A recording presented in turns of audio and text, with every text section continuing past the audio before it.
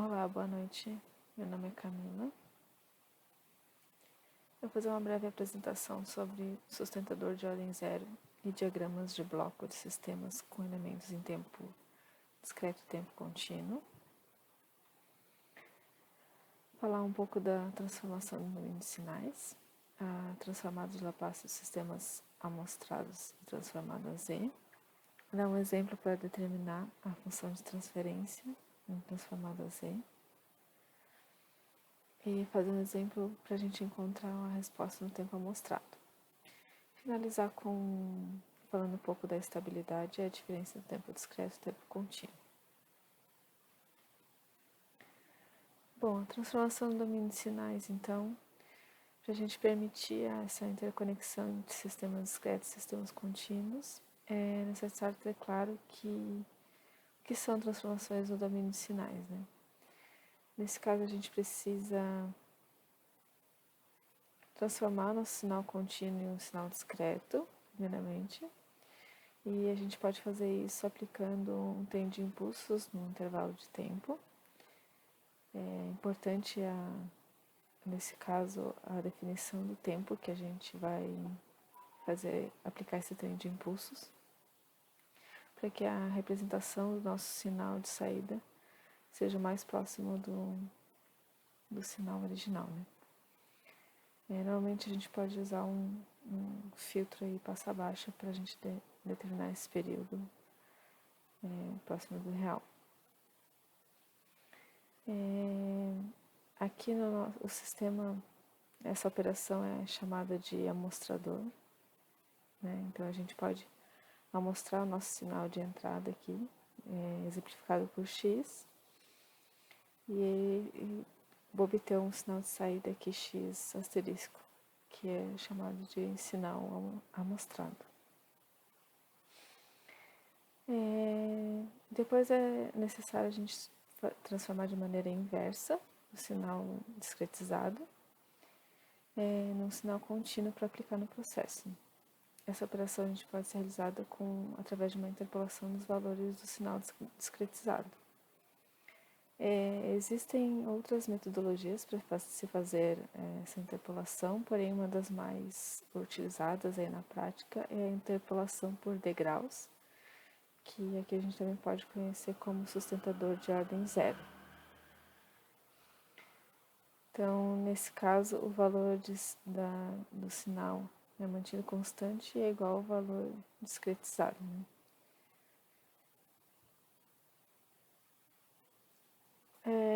Dando um exemplo aqui sobre as funções de transferência em diagrama de blocos, né? A gente tem aqui os sinais, funções aqui discretizadas, aplicando sobre o sistema GDS aqui, a gente consegue visualizar o equivalente aqui, né? Nosso sinal discretizado equivalente ao R de Z, que é a nossa função GDS representado por esse bloco G de Z, e o nosso sinal C discretizado de S pelo nosso C de Z. Aqui nesses exemplos é importante a gente visualizar a diferença que a gente tem entre dois sistemas contínuos aqui ou discretizados, separados por um amostrador, né? Então aqui, quando a gente tem um sistema, dois blocos contínuos, que não tem um amostrador no meio, a gente precisa multiplicar o sistema para depois fazer a transformada de Laplace. E quando tem amostrador, a gente pode multiplicar as transformadas, né? A gente transforma para depois multiplicar essas funções. Entrando aí então num exemplo para a gente determinar a função de transferência e exemplificar o que a gente viu no slide anterior. A gente tem esse sistema de malha fechada, né, realimentado, E aqui eu tenho meus sinais discretizados. E a gente pode determinar a função aqui, por exemplo, determinando os sinais aqui, o E de S, o Y de S e o K de S. Aqui o nosso E de S, né, que seria o nosso erro, por R de S menos Y de S, que é a nossa saída, vezes a realimentação aqui, que é o nosso H de S, nosso sustentador. E aqui a gente já consegue substituir as funções aqui para descobrir o sinal de erro, todos os sinais discretizados, né? Então aqui eu substituindo o Y de S no erro, e aqui meu K de S, né, discretizado é igual ao meu K de S normal, só que com todos os sinais discretizados. Então aqui meu erro, eu substituindo o K de S aqui, né? Então fica todo ele em função da entrada e a minha função de G1, o erro G2 e H de S. E aí aqui, que a gente estava comentando no slide anterior, meu G2 vezes H de S, como não tem um amostrador aqui entre os dois, ele acaba sendo G2 vezes H de S, discretizado em plano S para depois transformar no Z, né? Então, continuando aqui só aplicando tratamentos matemáticos, fazendo a distributiva, né? Aqui substituindo o meu card S e depois o meu erro aqui. Aqui aplicando a distributiva nele. Aí aqui a gente consegue ver nesse amarelo que esse G1 de S, E de S, G2 de S é propriamente a minha entrada. Então é só a gente isolar aqui o Y de S e eu obtenho essa função aqui. Então, em função da meu sinal discretizado Y de S, eu consigo chegar na minha função de transferência, dividindo, né, meu sinal de saída discretizado pelo sinal de entrada discretizado, que é ele equivalente ao meu sinal na transformada. Agora, fazendo um exemplo, aplicando essa transformada, né, mas aplicando valores aí para essa nossa função, a gente tem um sistema um pouquinho mais simples aqui para a gente aplicar valores, sumindo um tempo aí já definido de 1 segundo, um ganho de 2. A gente quer determinar a nossa resposta no tempo amostrado para k igual a 0, a 1 e a 2, dado uma função de degrau de entrada, e também determinar o nosso valor final, nosso y de infinito. Então, esse é meu sistema, realimentado aqui, tem um sustentador de ordem 0 aqui embaixo, e a minha função g de s aqui com ganho igual a 2, né? Então aqui substituindo a gente tem o nosso g de s que é igual a 2 sobre s mais 0,5, e esse aqui é o nosso sustentador, né? Então, aplicando a transformada z naquela função, naquele sistema, aqui a gente já tem a transformada daquela malha fechada, aplicando as propriedades da tabela aqui, lembrando aqui que também é uma função com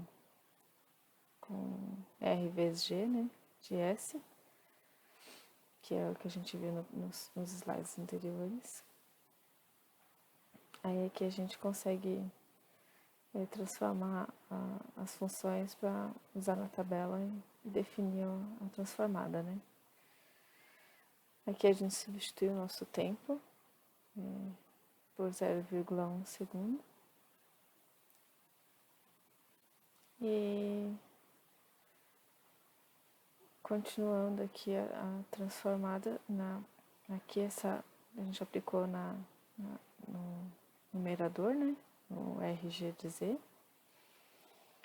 para achar o RZ de Z, e aqui para achar o GH de Z. A gente acha. Aí aqui a gente substituiu então o encontrado nos slides anteriores, no GR de Z e o GH de Z, para achar nosso Y de Z. E aqui a gente só multiplicou por Z ao quadrado em cima e embaixo para ficar no domínio Z, né?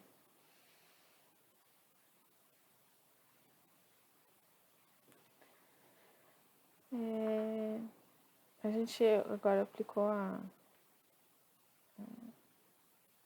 expandir em frações parciais nosso sistema Z. O que a gente precisa agora é achar a transformada Z inversa para poder aplicar o nosso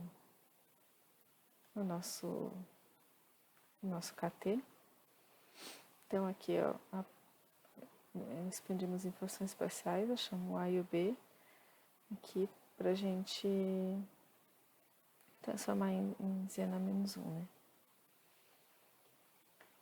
Esse aqui foi o nosso sistema encontrado.